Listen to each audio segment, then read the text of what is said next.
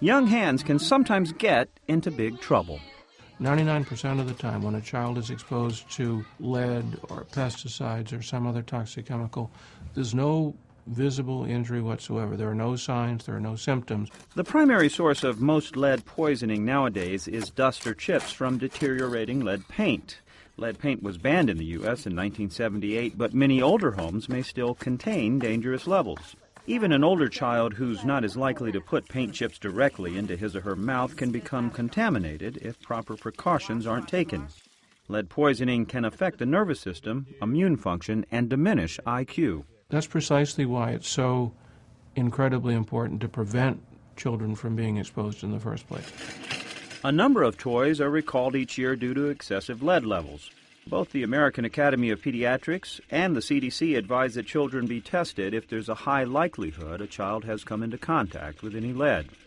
While lead may be a major concern, it's not the only worry. We put lots of chemicals into consumer products and never really examine them to determine whether or not they're toxic. One example, phthalates, a substance used to soften plastic products. It can be found in some soft rubber toys. Comprehensive testing is now underway to better understand the risks. Researchers like Dr. Landrigan, who study the effects environmental chemicals have on children, are also troubled by evidence linking pesticides to certain cancers.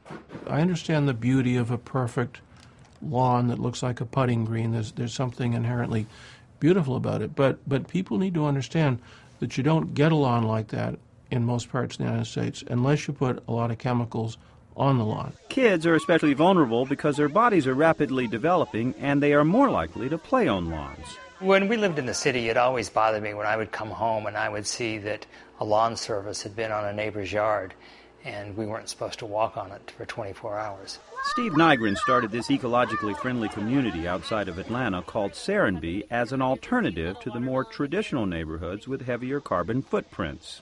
We want all natural landscaping. We don't allow lawns in people's front yards, in fact. Indoor use of pesticides is also a health concern. However, exposure can be sharply reduced with proper planning. Use the chemical pesticides only as a last resort. What you do first is clean up food residues, keep the sink dry, seal up the cracks and the crevices at the floor, at the corner of the wall where the bugs come in. Other ways to lessen the risk of toxic exposure: remove shoes when coming inside. Make sure hands are washed often, especially before meals. Vacuum routinely, especially if you have wall-to-wall carpeting. And wipe down countertops, tables, and other surfaces routinely with cleaners that don't contain harsh chemicals. For WebMD, I'm Damon Mahart.